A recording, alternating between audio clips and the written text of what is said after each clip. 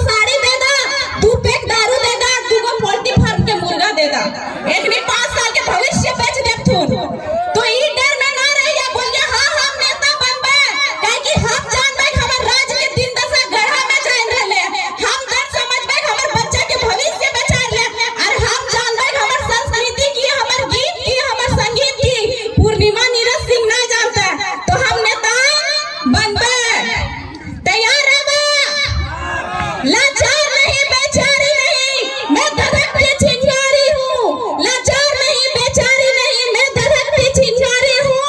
छोड़ दो छेड़ना हमको, मैं दुर्गा और काली हूँ। माँ बाप का अभिमान हूँ, हाँ मैं नारी हूँ, और नूतन झारखंड के निर्माण में अपना योगदान देने आई हूँ। तो योगदान देगा कि नहीं? हम नारी, हम काली, हम दुर्गा, हम लक्ष्मी, और झारखंड के फुल्लो झानो भी हम ही है। तो